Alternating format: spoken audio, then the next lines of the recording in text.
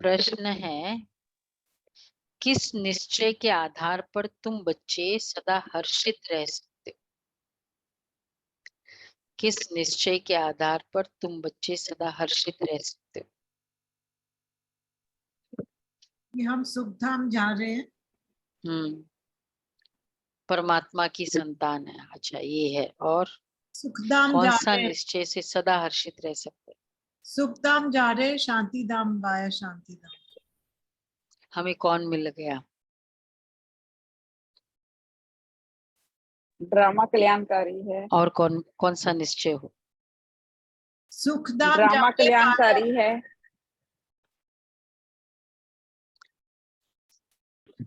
हाँ, 21 जन्मों का वर्ष ये हमें स्वयं भगवान पढ़ा रहे हैं। है ये निश्चय, तो भी अच्छा है। बाबा कह रहे, एक तो सबसे पहले संतान, कि मैं किसकी संतान, ये निश्चय। और दूसरा, किसके बच्चे हैं और कौन से खानदान है। ये दोनों बहुत बड़ा नशे और निश्चय नशा का आधार होता है ना। सबसे पहला निश्चय कि हम किसके बने हैं। बाप का बनने में कोई वेद शास्त्र आदि पुस्तकें पढ़ने की दरकार नहीं है। दूसरा निश्चय चाहिए कि हमारा कुल सबसे श्रेष्ठ देवता कुल है। इस स्मृति से सारा चक्र याद आ जाएगा। बाप और चक्र की स्मृति में रहने वाला सदा हर्षित रहेंगे। तो किस कुल के हैं और किसके बच्चे हैं, तो किससे कनेक्टेड हो गए? आत्मा से। आत्मा उस कुल की है ना, शरीर ये कुल का है, आत्मा उस कुल की है। अच्छा, गीत है, किसी ने अपना बना के मुझको मुस्कुराना सिखा दिया। ओम शांति। तुम बच्चों को तो पहले पहले खुशी होती है कि हम किसके बने हैं। ऐसे नहीं कहेंगे कि हम गुरु के बने हैं। बनना होता है बाप का, शरीर छोड़कर भी फिर बाप का बनना होता है। यहाँ भी बाप का बनना है। वेद शास्त्र आदि किसकी दरकारी नहीं है। बच्चा पैदा हुआ तो बाप समझते मेरी मिल्कियत का ये मालिक है। संबंध की बात है। तुम बच्चे भी जानते हो, हम वास्तव में पहले भी पारलौकिक बाप शिव बाबा के बच्चे हैं। पहले हम आत्मा है, पीछे हमको शरीर मिलता है। तुमको शरीर तो है, अब तुमको बेहद का बाप मिला है। उसने आकर अपना परिचय दिया है। तुम कहते हो बाबा हम आपके हैं, और कोई संबंध नहीं। बाप के बच्चे बने हो ना। क्यों बाबा कहते और कोई संबंध नहीं? एक संबंध में सारे संबंध का सुख मिल सकता है ना। वहां तो इसलिए इतने सारे संबंध रखने होते हैं क्योंकि एक जन एक ही रोल प्ले कर सकता है एट अ टाइम। हाँ ये भी बात है, वो भी पूरा कर ले। हाँ हाँ, वो भी है। तो बाबा इसलिए कहते एक ही काफी है। उसने आकर अपना परिचय दिया है। तुम कहते हो बाबा हम आपके और कोई संबंध नहीं, बाप के बच्चे बने हो। यह कहते मैं कोई गुरु गोसाई नहीं हूँ। बोर्ड पर भी ब्रह्मा कुमार कुमारिया का नाम लिखा हुआ है, तो जरूर बाप भी होगा। लिखते हो हम ब्रह्मा कुमार कुमारिया है, ये संबंध हुआ ना। माँ बाप का संबंध चाहिए। गाते भी है तुम मात पिता हम बालक तेरे। आत्मा को जैसे वह अविनाशी याद है। हम आपके जब बालक बनेंगे तब हम वर्षा लेंगे। अभी तुम जानते हो हम मात पिता के बने हैं, हम शिव बाबा के बच्चे हैं, तो जरूर बाप और वर्षा याद आता है। तुमको कोई पुस्तक आदि नहीं पढ़ाया जाता है, तुमको सिर्फ निश्चय कराया जाता है। बाप के बने हो तो अब उनको याद करो। बाप कहते मेरे को याद करने से तुम ऐसा लक्ष्मी नारायण बनेंगे। कितनी सहज बात है। विशाल बुद्धि होना चाहिए ना। और तो कुछ नहीं समझाते, सिर्फ अपने कुल की बात ही बतलाते कि कैसे हम 84 के चक्र में आते हैं। बाकी वेद शास्त्र आदि पढ़ने से भी तुमको छुड़ाते हैं। इच्छा होती है ये भी पढ़े ये भी पढ़े, ज्ञान में आने के बाद। अभी अभी अभी ऐसा स्टडी नहीं, वो एक वो तो स्टडी करते ही है, जो भी गीता को आगे डिटेल में कराना है। वो गीता कोई समझने के लिए तो नहीं कर रहे ना कि इस गीता से हमको कुछ ज्ञान मिलेगा। अभी पढ़ लो, चाहे पढ़ के भी फाइनली मुरली पे ही आना है। जितनी क्लैरिटी मुरली में होगी उतनी तो उसमें है भी। काम क्रोध लोभ मोह नरक के द्वार है, खत्म हो गई क्लैरिटी। मेरा काम नष्ट हो गया, मोह नष्ट हो जाता है। हाँ, नहीं वो पढ़ना अच्छा मीन्स हमको उससे कंपेयर करना है ना, इसलिए पढ़ रहे हैं। और उसमें भी बाबा कहते हैं अगर पढ़ने में भी रियलिटी कितनी है, आटे में लून मिसल, तो एक्सेस का पढ़ना भी तो वेस्ट है ना फिर, अगर कुछ। हम्म हम्म क्योंकि बाकी सारी कितना भी पढ़ लो उसमें बाकी सारी जो भी बातें, हाँ तो अभी समझ आती है ना उसके। हम्म समझ से पढ़ते हैं, मतलब उसके लिए चाहे सेवा के लिए यूज हो, आदि आदि। बाकी वेद शास्त्र आदि पढ़ने से भी तुमको छुड़ाते हैं। बाप को ही याद करते रहना है। यह भी बुद्धि में कि सृष्टि चक्र कैसे फिरता है, उसके आदि मध्य अंत को जानने से तुम ऊंच से ऊंच बनते हो, स्वर्ग के मालिक बनते हो। तुमको सदैव के लिए हर्षित मुख बनाता हूँ। कितनी सहज बात है, परंतु फिर भी भूल जाते हो। क्या कारण है? माँ बाप को कभी बच्चे भूलते नहीं है। बाप और वर्षे को याद करो तो सदैव हर्षित रहेंगे। जब कोई दुख होता है तो बाप को ही याद करते हैं। जरूर बाप ने सुख दिया है, कोई दुख देते तो कहते हैं कि हाय भगवान, हाय बाबा। हर जन्म में हाय हाय करते हैं, आए हो। अब तो तुम बच्चों को बिल्कुल सहज समझाते हैं। भल तुम तंदुरुस्त न भी हो, हाँ कितने भी बीमार हो तो भी तुम सर्विस कर सकते हो। जैसे बीमारी में मनुष्य को कहते राम राम कहो, कहते हैं ना। तुम भी बीमार में फिर औरों को बोलो, शिव बाबा को याद करो। बीमारी में सेवा दादियां करती थी ना, सेवा। दादी गुलजार दादी को कितना कुछ करते थे ना डॉक्टर वो। तो बोलते दादी आपको पेन नहीं होता है, एंडोस्कोपी कराए, कितनी वो टेस्टिंग अपने आप में ही कितना दर्द वाला है। तो जो बाबा के पक्के अनन्य बच्चे हैं बीमारी में भी बहुत सेवा करते हैं, उनका चेहरा सेवा करता है, ये भी है। तो बाबा कहते हैं बीमारी में भी तुम सर्विस कर सकते। जो भी आते थे ना, देखते थे, अभी गुलाब भाई का भी हमने देखा, अनन्य बच्चे जो होते हैं उनका। तो बहनें आई सब बॉम्बे से, सब जगह, बोले लगता ही नहीं है, कोई कहेगा भी नहीं कि बीमार है। और एक ही बात है ना कि बस मैं बाबा की छत्र छाया में, एक ही संकल्प है, ज्यादा आती है ना।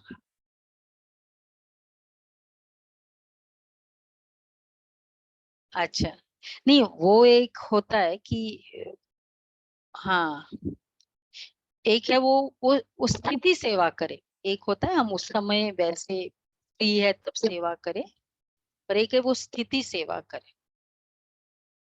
तो जैसे बीमारी में मनुष्य को कहते राम राम कहो, तुम भी बीमारी में फिर औरों को बोलो शिव बाबा को याद करो, योग का वातावरण करो बीमारी में, ये भी अच्छा है। जहां भी वो पेशेंट है, बल्कि और ही दर्द वाला नहीं, अरे क्या हुआ, बस योग का बात, क्योंकि शक्ति देनी है ना, उसको भी देनी है और सेवा भी करनी है, जो आएगा पूछेगा उसकी भी सेवा हो।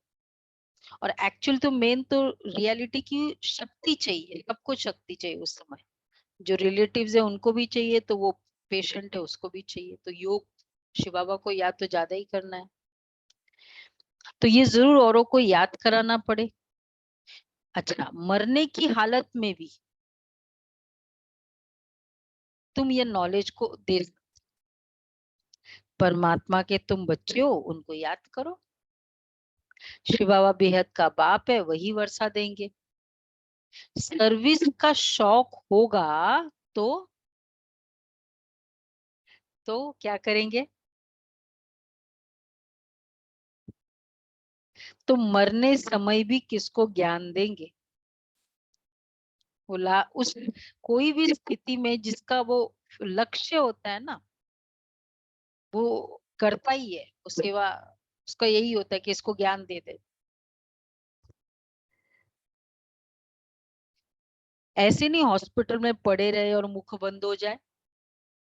ये लो, हॉस्पिटल में जाने के बाद क्या करनी चाहिए ये बाबा बता रहे हैं आज, ठीक है। तो यही करते थे, अभी हॉस्पिटल में थे ना।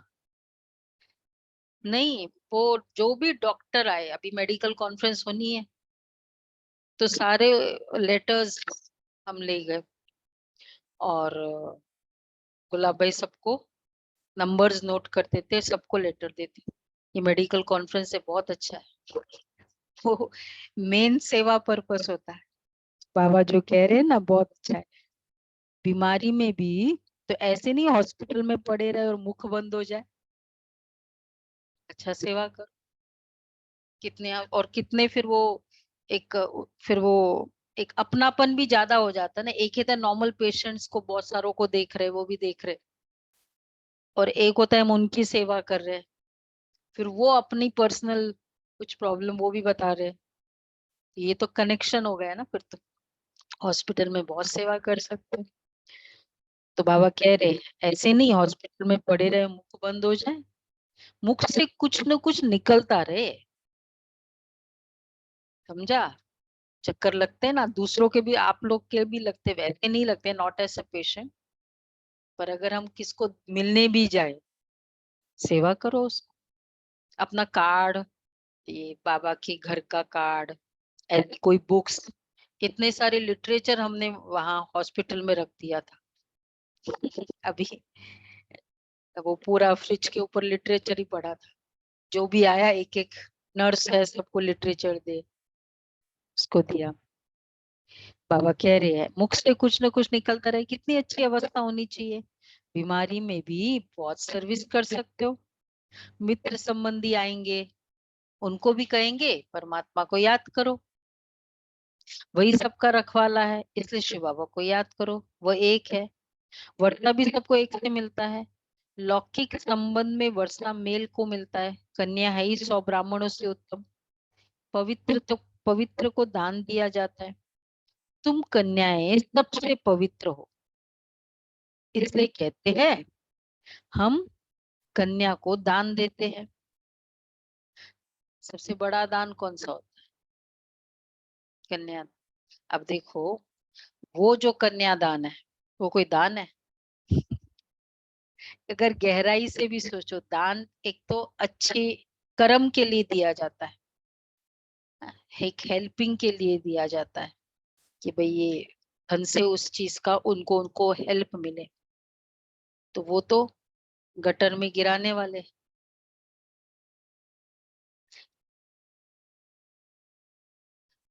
नहीं, जहां काम विकार आया वहां उद्देश्य ही होंगे। वो सत्युग का नहीं था, ये संगम युग का। सत्युग कहाँ से कहाँ होगा? वहां तो चूज करती है वर, दान कहाँ होता है?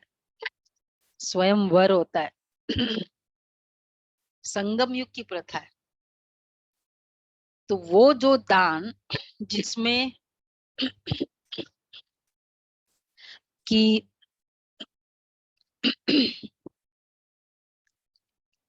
उस आत्मा का भी भला हो, जो जिसको दान दिया जा रहा है उसका भी भला हो और सामने वाले का भी भला हो, तो वो है ना दान। तो बाबा एक्चुअल कन्यादान कौन सा हुआ? क्या लगता है ये आप? बाबा की श्रीमत पे कि बाबा को दे देते हैं। रियल कन्या को इस तरह की सेवा में दान करो ना, ये है कन्यादान। एटलीस्ट ऐसे संकल्प आने चाहिए पेरेंट्स को, एज अ पेरेंट बच्चों के लिए। हमारे संकल्प उस बच्चे को मोटिवेट करेंगे। अगर हमने पहले से ही संकल्प रख लिए, जैसे दुनिया बाकी आत्माएं रखती है, तो फिर हमारे संकल्प मतलब हमारे डीप रूटेड अगर वो संस्कार ही वैसे है, तो फिर उस आत्मा को कैसे ज्ञान में लेके आएंगे? संकल्प पावरफुल है। ऐसा कोई पेरेंट जिसके ऐसे संकल्प है, मैं कन्या का दान ऐसे करूं?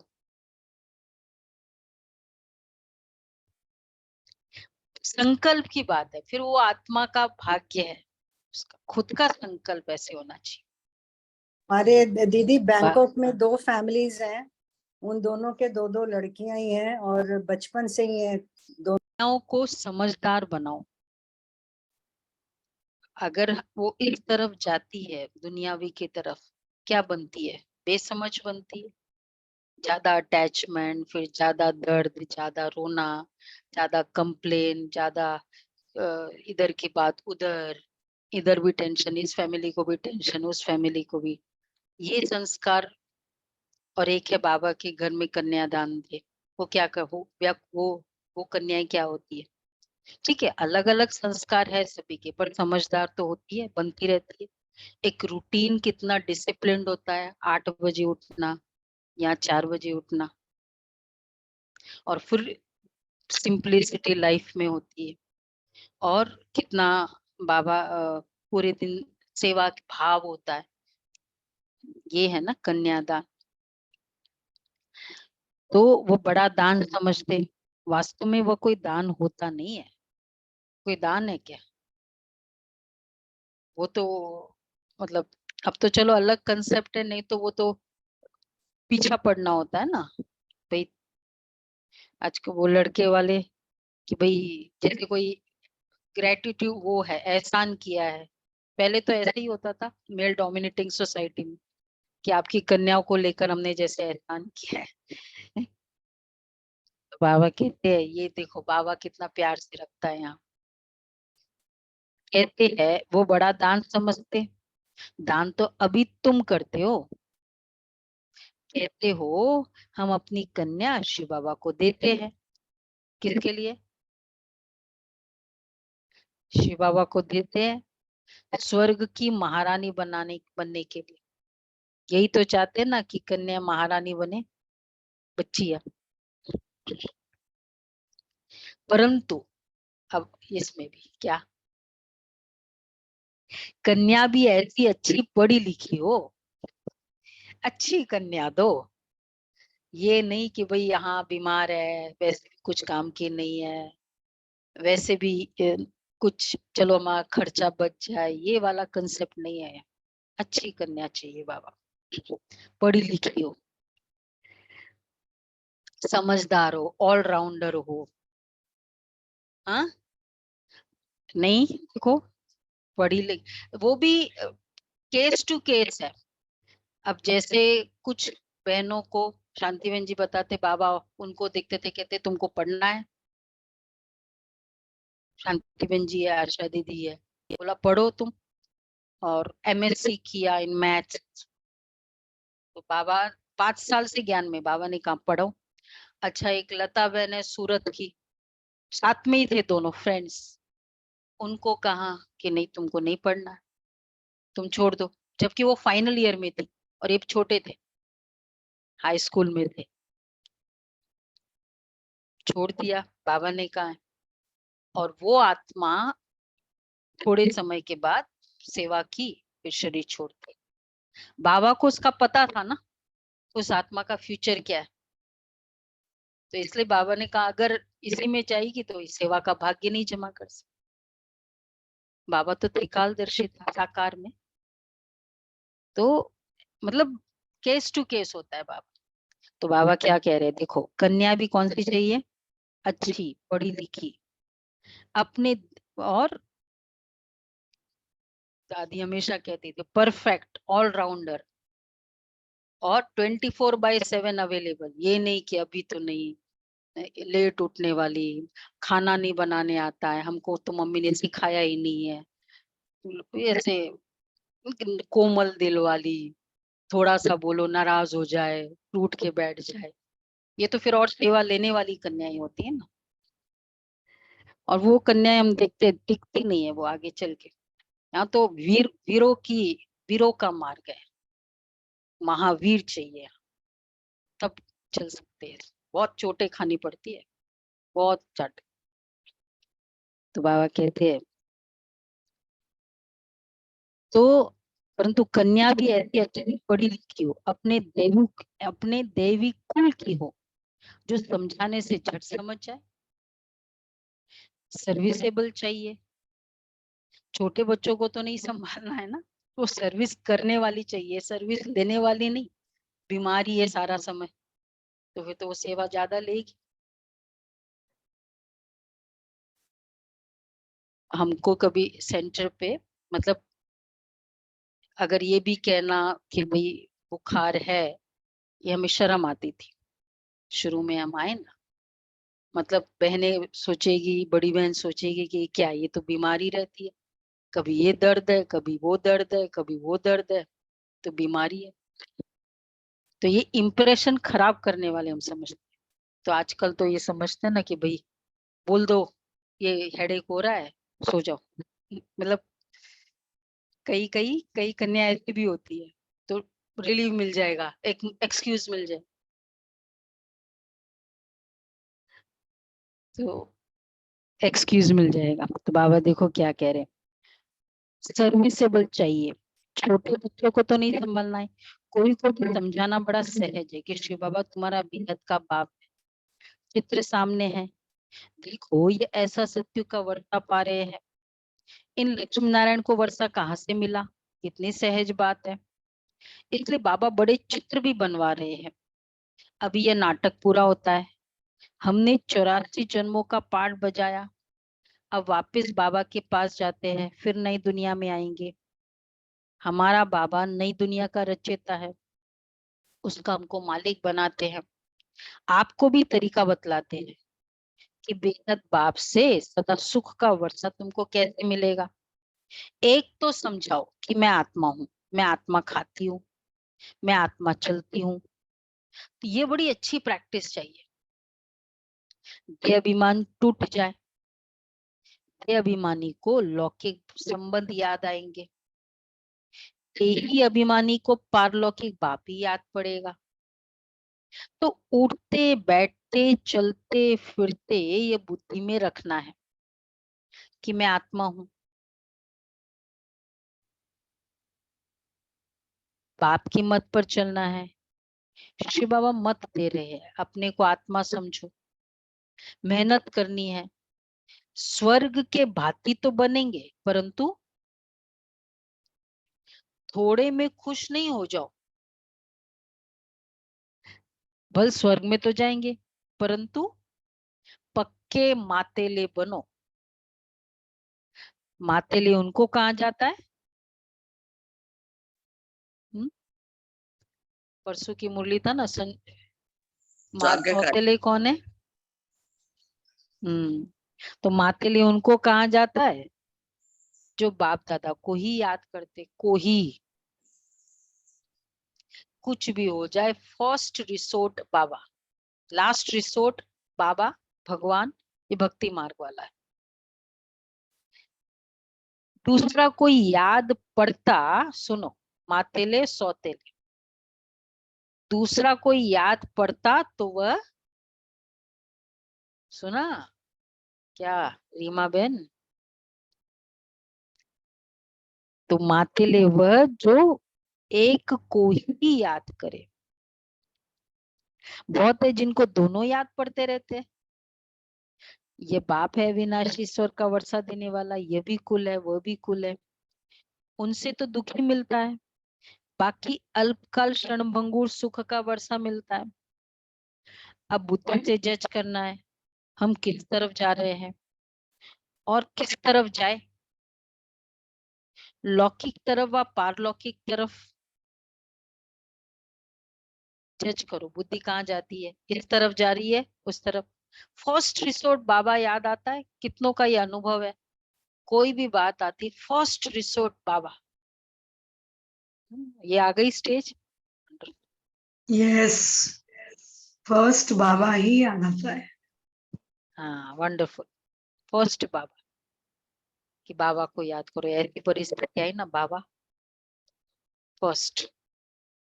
बाकी फिर हाँ, अगर एडवोकेट का काम है, डॉक्टर का काम है, वो करेंगे, लेकिन पता है बाबा उसको टच करेगा। जो भी बाबा करेगा वो भी बाबा करे। तो बाबा कहते हैं दूसरा कोई याद पड़ता है तो वह सौतेले हो जाते हैं। अब बुद्धि से जज करना है हम किस तरफ जा रहे हैं। बुद्धि कहती है ना, पारलौकिक बाप के बनकर हम क्यों नहीं स्वर्ग तरफ जाए। लौकिक संबंध से जीते जी मरना है। पारलौकिक बाप का बनने से स्वर्ग का मालिक बनेंगे। यहाँ तो नरक के मालिक है। अब आत्मा कहती बुद्धि को कहाँ जोड़े, अपने शांतिधाम सुखधाम में जाए या यहाँ जाए। वास्तव में यहाँ जाए, देखो, अपने शांतिधाम सुखधाम में जाए या यहाँ जाए, यहाँ दुखधाम में।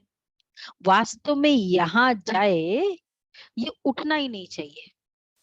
यहाँ तो जन्म जन्मांतर रहे हैं, अब तो हम पारलौकिक बाप को कभी छोड़ेंगे नहीं। एक्सपीरियंस किया है ना यहाँ का अनुभव। अगर कोई कुछ बहुत अच्छे से कर भी दिया, टाइम पे हमको हेल्प कर भी दिया, उसका एक्सपेक्टेशन रहेगा कि मैंने किया था ना। या थोड़े समय तक बहुत करेगा, बाद में नहीं करेगा, ये भी हो सकता ना। तो अब बाबा कहते हैं यहाँ तो हम जन्म जन्मांतर रहे, यहाँ तुम मुझे सम्मुख बैठे हो, तुम्हारा लौकिक संबंध कोई है ही नहीं। बुद्धि कहती है बाबा के साथ मुक्ति धाम शांति धाम जाए। सवेरे उठ ऐसे ऐसे विचार सागर मंथन करना है। बैठने से बड़ा मजा आएगा। क्या सवेरे सवेरे सवेरे अमृत वेले एंजॉइंग, ये तो स्माइल कर रहे हैं, एंजॉइंग, एंजॉय कर रहे हैं। हाँ,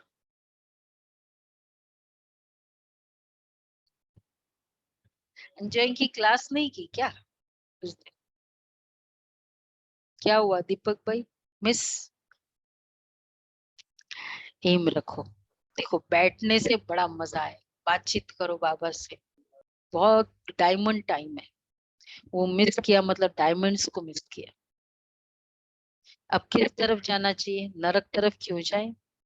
ये माया बड़ा धोखा देती है। अभी तो तुम्हारे पास सेम ऑब्जेक्ट है, अभी तुम किनारे पर हो, जानते हो इस तरफ तो दुख ही दुख है, उस तरफ 21 जन्मों का सुख है। बाप कहते हैं मेरे को याद करो, क्योंकि मेरे पास आना है। माया कहती है दुनिया तरफ जाओ, बाप कहते हैं मेरे को याद करो। कहाँ जाए? माया कहती सो जाओ, नहीं तो दूसरा एक और माया है ब्राह्मणों की, बस इतना करने के बाद सो जाओ। मतलब ये अट्रैक्शन से भी उठ जाते हैं। मैं उठती थी, मैं अपना कहती हूँ पहले कि चलो उस समय कर लो, बहुत नींद भी आ रही हो ना, बाद में करो, पर वो उस समय नहीं मिस करो। बाबा कहते हैं मेरे को याद करो क्योंकि मेरे पास आना है। तो एक तरफ है स्वर्ग में जाने का रास्ता, दूसरी तरफ है नरक में जाने का रास्ता। बीच में खड़े ना संगम युग में, ऑलवेज बीच में होता है। टिवाटा होता है ना, तीसरा कौन सा है? नहीं, एक तो है, एक तरफ स्वर्ग, दूसरा दुख, दुखधाम, शांतिधाम। टिवाटा होता है ना, 3 गली के बीच में टिवाटा होता है। अच्छा, अब हम किस तरफ जाए? बोलो दीपक भाई। टिवाटा किस तरफ जाए? एक है, एक तरफ शांतिधाम, सुखधाम, एक दुख धाम। दुखधाम। शांतिधाम किसको जाना है? नहीं, एक एम है, रास्ते की बात पूछ रहे हैं। रास्ते किसको जाना है? शांतिधाम। ये देखो यहाँ वाले, देखो ऐसे क्या ट्रेनिंग की है। यहाँ शांतिधाम को भी डिस्काउंट करते हैं।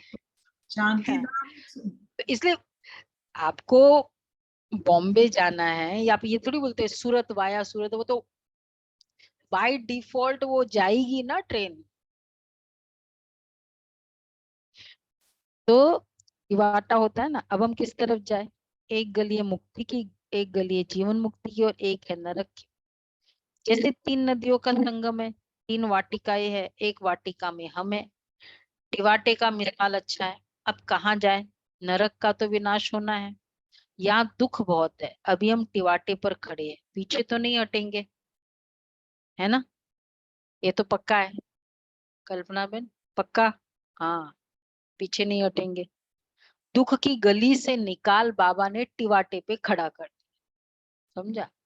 दुख धाम से निकाल के यहाँ तक लाया कि रेगुलर क्लास कर रहे हैं, बाबा से प्यार हो गए। अब वापस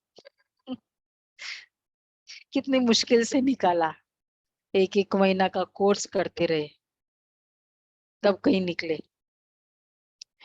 तो बाबा कहते हैं दुखधाम की गली से तो तुम जन्म जन्मांतर पास कर आए हो। अब बुद्धि कहती है ना मुक्ति, जीवन मुक्ति की तरफ जाए। मुक्ति धाम में तो सदैव के लिए बैठना नहीं है। ऐसे नहीं हम पाठ से छूट जाए, आए ही नहीं। पाठ से छूटना नहीं हो सकता, मजा ही नहीं आएगा। वैसे अदरवाइज भी कितने समय तक हम बैठ सकते? बहुत कोई कहता है थको, थक गए। बैठ, एक कमरे में बैठे रहो, तुम कुछ काम नहीं देते आपको, बैठ जाओ। बैठ सकते ज्यादा? हम्म, राज भाई नहीं बैठ सकते ना। अच्छा, सोकर भी कितना सोएंगे? हाँ, कितना? अच्छा, एक दिन सो लेंगे, हाँ फिर नहीं नहीं, वो एक दिन ना, रोज फ्लाइट में थोड़ी 11-11 घंटा। तो इसलिए बाबा कहते हैं ऐसे नहीं कि हम पाठ से छूट जाए, आए ही नहीं। पाठ से छूटना हो ही नहीं सकता। इसलिए सबसे बड़ा व्यक्ति कौन है? जो सबसे ज्यादा उसका पार्ट है, बिजी होता है ना, उसके एवरी मिनट के शेड्यूल होते हैं। ड्रामानुसार आएंगे जरूर, तो फिर मच्छरों सदृश मरेंगे। इतना दुख देखा है तो फिर इतना सुख भी तो देखना चाहिए। ड्रामा में बाबा ने वजन ठीक रखा है। जिनका पार्टी थोड़ा है, आए 1-2 जन्म के लिए, यह गए। क्या पार्ट है उसका? एक जन्म में उसका दिखेगा बहुत पैसे वाला है, बहुत बहुत कुछ धन दिख रहा है। क्यों? एक ही जन्म का पार्ट है। अभी तुम टिवाटे पर खड़े हो, वो शांति धाम, वो सुख धाम। अगर शांति धाम जाना चाहते हो तो शांति धाम को याद करो, मुक्ति को तो याद करना पड़े ना। पिछाड़ी वालों को मुक्ति धाम में जास्ती रहने के कारण मुक्ति धाम में जास्ती याद पड़ेगा। पिछाड़ी में जो आएंगे, किसकी बात कर रहे बाबा?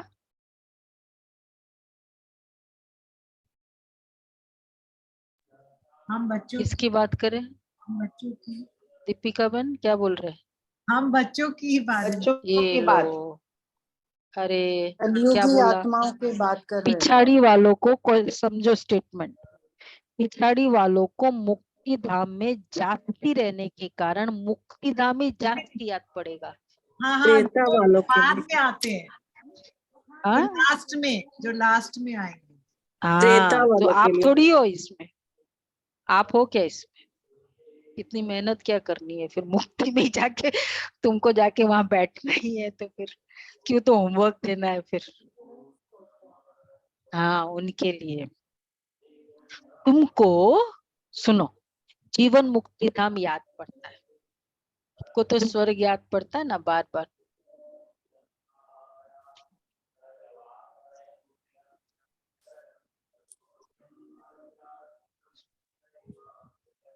नहीं वो एक अलग बात है, लेकिन हम रहेंगे तो ज्यादा स्वर्ग में ही ना, खाली टच एंड गो, बाबा हमेशा टच एंड गो करेंगे, टच करके निकल जाएंगे। किसी को बैठना है थोड़े समय बाबा के पास, परम धाम में थोड़ा ज्यादा, बाबा के बहुत बहुत 5000 साल हो गए, थोड़ा बैठे परम धाम में बाबा के साथ। हाँ ये बात, ये अच्छी आंसर। अभी बैठो ना, कल से बैठ रहे थे ना, अभी बैठ जाओ। जो अभी ज्यादा बैठेगा आज भी वही होमवर्क है, बार बार परम धाम जाएगा, उसको फिर बाद में स्पेशली बैठने की जरूरत नहीं होगी। हाँ इसलिए अभी बैठो, तो तुमको जीवन मुक्ति धाम याद पड़ता है, स्वर्ग में हम जल्दी जाए, वो चाहते हैं मुक्ति में रहे। अच्छा, बाप को याद करते रहो, इसमें भी कल्याण है। निर्वाण धाम में रहना चाहते हैं, सुख धाम नहीं आना चाहते हैं, तो इससे समझ जाएंगे इनका पाठ नहीं दिखता है। तुम तो सुखधाम जाने वाले टिवाटे पर खड़े हो, पुरुषार्थ करते हो, मनुष्य को तुम्हारा सच्चा योग पसंद आएगा। अच्छा, बाप को याद करते रहो, चक्र को भी याद करने की दरकार नहीं, ये ज्ञान सब धर्म वालों के लिए है। समझते ड्रामानुसार जिन्होंने जितना लिया है वही आकर अपना पद ले लेंगे। मुक्ति धाम जाना चाहते हो तो बाप को याद करो। अगर चाहो कि हम सदैव सुखी रहे तो वहां सतयुग में शांति भी है, सुख भी है। जो जिस तरफ का होगा उनको वो वर्षा लेना है। सर्व का मुक्ति जीवन मुक्ति दाता तो बाप है ना। एक दो जन्म लेने होंगे तो इसमें भी सुख भी देखेंगे, दुख भी देखेंगे। जैसे उसका एग्जाम्पल बाबा एक दो जन्म वालों को एग्जाम्पल है, एक दो जन्म वालों का एग्जाम्पल है मच्छर। किसका, किसका एग्जाम्पल देते हैं? मच्छर दीदी, जैसे मच्छर। मच्छर आया और गया, ये इकट्ठे कितने सारे आ जाते हैं, ये बरसात वाले नहीं होते परवाने, बस फिर गए, सुबह देखो तो पूरा सब मरे हुए। वह कोई अमूल्य जीवन नहीं कहेंगे, एक एक जन्म के लिए परम धाम से आया गया। तुम तो सदैव हर्षित रहने वाले हो, कोई साइड रोल करे, एक बार भी अच्छा हीरो बन जाए, एक फिल्म किया गया, उसकी कितनी वैल्यू है। और के इतने सारे फिल्म किए और सब में अवार्ड लिया, तो वह कोई अमूल्य जीवन नहीं कहेंगे। तुम लाइट हाउस हो खड़े हो, दोनों रास्ता दिखा सकते हो, चाहे मुक्ति धाम चलो चाहे मुक्ति जीवन मुक्ति, दोनों को ज्ञात करो। इसमें शास्त्र आदि पढ़ने की कोई दरकार ही नहीं है। कुमारियों के लिए तो बहुत सहज है। क्यों? क्योंकि सीढ़ी चढ़ी नहीं है, उल्टी सीढ़ी नहीं है। छोटेपन में पढ़ना अच्छा होता है क्योंकि बुद्धि अच्छी होती है, कोई की याद नहीं रहती है। तुम सब कुमारियां हो, छोटे छोटेपन में जनरली जो बाबा के समर्पित ज्यादातर हुए ना, बचपन से ज्ञान में रहे, संस्कार बन गए ना उनके पूरे, तो छोटेपन में पढ़ना बहुत अच्छा होता है क्योंकि बुद्धि अच्छी होती है और कोई की याद नहीं रहती। तुम सब कुमारियां हो, तुम्हें और कुछ करना नहीं है, सिर्फ पढ़ाई में लग जाना है, लग जाओ, बस बेड़ा पार है। ये बातें बेहद का बाप ही समझाते हैं, जो फिर हमको स्वर्ग का मालिक बनाते हैं। चित्र भी है कि हमको ऐसा बनना है। बाप कहते हैं इस पढ़ाई से तुम सो देवता बनेंगे। अब ये खेल पूरा होना है। मनुष्य तो घोर अंधियारे में पड़े हैं, तुम सब सोजरे में हो। बाप ने आकर नींद से जगाया है। ये बुद्धि को, आत्मा को जगाया जाता है। बाप आकर के जगाते हैं, जागो, सुखधाम के लिए पुरुषार्थ करो। तो जो तुम्हारे कुल के होंगे वो आते रहेंगे, वृत्ति को पाते जाएंगे। तुम्हारी प्रजा कितनी बनती है तुम हिसाब लगा सकते हो? तुम हिसाब लगा सकते हो? नहीं। कोई कितना सुनते, कोई थोड़ा सुनकर चले जाते, हिसाब थोड़ी निकाल सकते। और कभी कभी कब का सुना हुआ कब इफेक्ट करता है। कले की बहन का 20 साल पहले वो श्री फोर्ट में हम होते थे तो कोर्स किया, क्लास किया, बाबा से भी मिले, सब कुछ हुआ, फिर छोड़ दिया। फिर फोन आया कि अब मुझे वापस ये अभी ऑनवर्ड जर्नी करनी है, ये करना है, मुझे सब में पार्टिसिपेट करना है, मुझे सब प्रोग्राम में जाना है मुझे। तो मैंने कहा देखो, बोला आपने इतनी इन्वेस्टमेंट की है ना, वेस्ट थोड़ी जाएगी। तो कब का किया हुआ कब धीरे धीरे फल दे। तो बाबा कहते हैं जो तुम्हारी कुल के होंगे वो आते रहेंगे, वृत्ति को पाते रहेंगे। कोई कितना सुनते, कोई थोड़ा सुनकर चले जाते, हिसाब थोड़ी निकाल सकते। बड़ी माला, छोटी माला, साहूकार, प्रजा कौन कैसे बनती है, कौन बनते, वो सब बुद्धि में है। मुख्य सूर्यवंशी महाराजा महारानी कौन बनेंगे, फिर चंद्रवंशी कौन बनेंगे, कितनी प्रजा बनना है, ये बातें तुमको यहाँ बतलाई जाती है। सारे झाड़ अथवा सभी धर्मों के चक्र के बीच से कैसे टाल टालियां, पत्ते आदि निकलते हैं, अभी भी पत्ते निकलते रहते हैं। वहां निराकारी दुनिया एकदम खाली हो जाएगी, फिर वहां पूरा खाली हो जाएगा, फिर विनाश होना चाहिए। उसके बाद बड़ी लड़ाई में करोड़ों मरेंगे अनगिनत, यहाँ तो कितने खलास होंगे। बाकी थोड़े सतयुग में आकर फिर राज्य करेंगे। अभी तो कितने मनुष्य हैं, अन ही इतना नहीं है। तुम बच्चे जानते हो बाबा आती है संगम पर, बाप समझाते हैं बच्चे शरीर निर्वाह कर्म तो करना ही है। हाँ, हर बात में राय पूछते रहो। शरीर निर्वाह बोला, फिर बाद में बाबा ने बोला राय पूछते रहो, मतलब इतना टू मच इसमें नहीं चले जाओ। राय जाओ भी, पर फिर राय लो केस केस में क्या करें, क्योंकि बहुत सारे डिसीजंस लेने होते हैं और एकदम कलयुगी आत्माओं के बीच के इश्यूज होते, करे नहीं करे। हर एक का हिसाब किताब अपना अपना है। बाबा से राय पूछते थे ना, हर एक छोटा छोटा हर बच्चा कि बाबा क्या करूं। श्रीमत अविनाशी सर्जन से लेते जाओ। हाँ, फिर सबको अपनी अपनी दवाई बताएंगे। समझाया जाता है ये दुनिया खलास हुई पड़ी है, अब बाप को याद करो तो बेड़ा पार हो जाएगा। बाबा सबको अपनी अपनी राय देंगे। बाबा मोहिनी बहन के लिए भी बाबा ने कहा बच्ची पढ़ो, फिर बच्ची को ना फॉरेन भेजूंगा, विदेश की सेवाओं के लिए भेजूंगा। साकार में बाबा ने कहा था। बाबा को तो पता है ना, सबको अपनी अपनी दवाई बताएंगे। अच्छा, समझाया जाता है ये दुनिया खलास हुई पड़ी है, आप आई है नरक का विनाश कर स्वर्ग की स्थापना करने।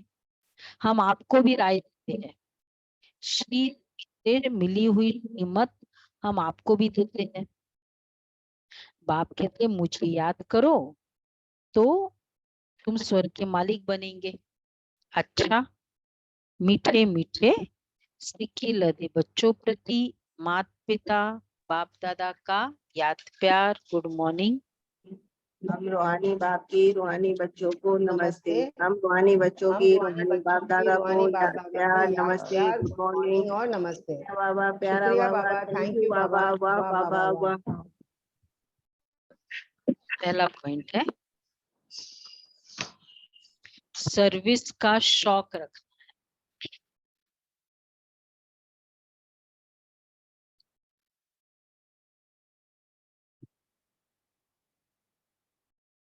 बीमारी में भी बाप की याद में रहना है।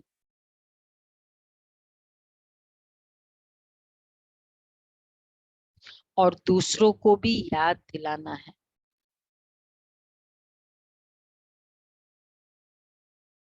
मुख से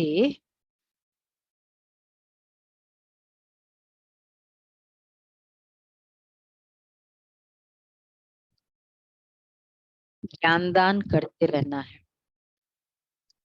मुख से ज्ञानदान करते रहना है। दूसरा है पक्का मातेला बनना है। अर्थात मातेला अच्छा है ना डेफिनेशन। एक बाप की ही इज अंडरलाइनिंग याद में रहना है। सवेरे सवेरे उठ विचार सागर मंथन करना है। दूसरा कोई भी याद ना आए।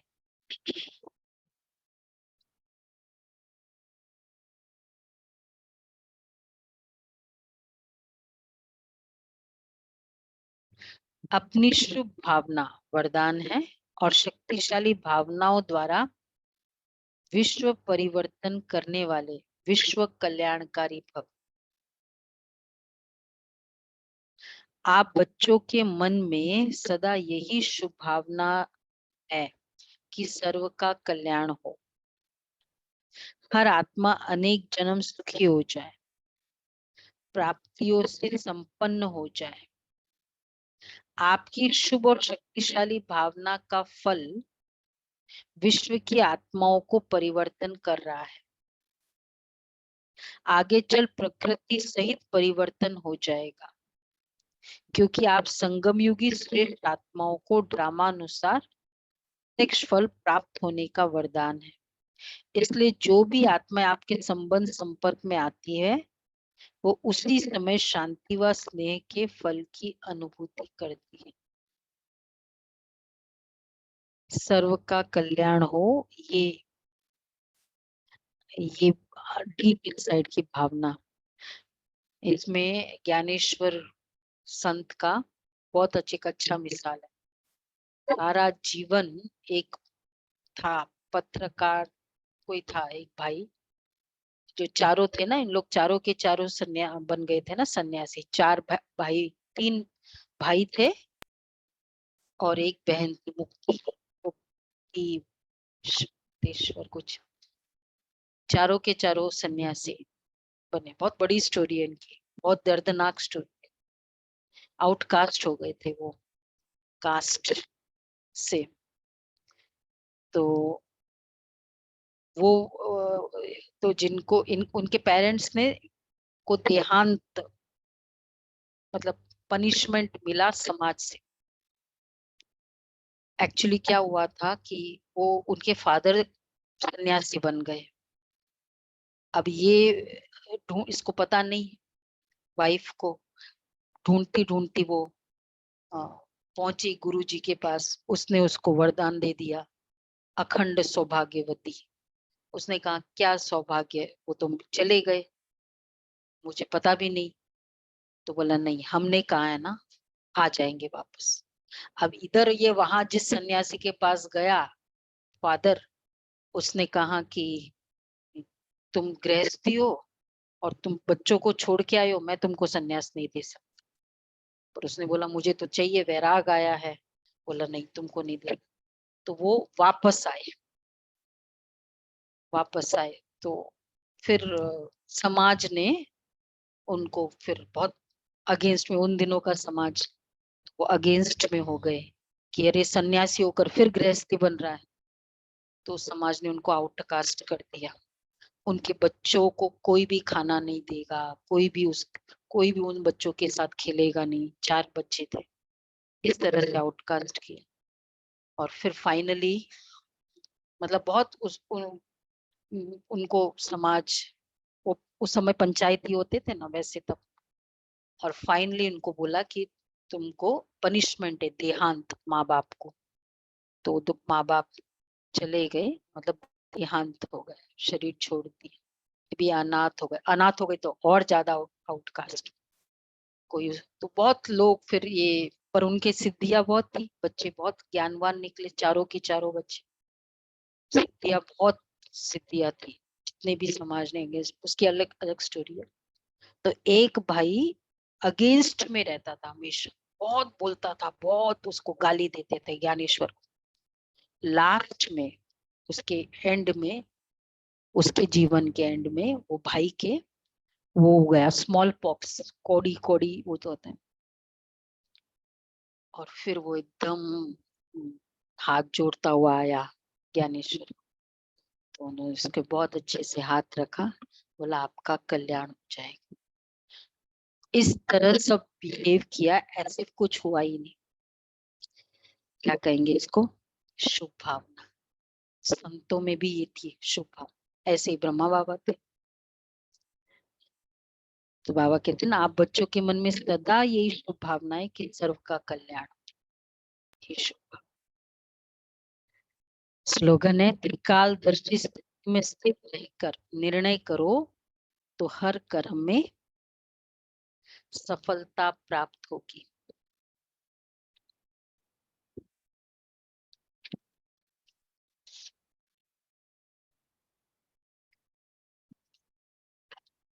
ओके, अव्यक्त इशारे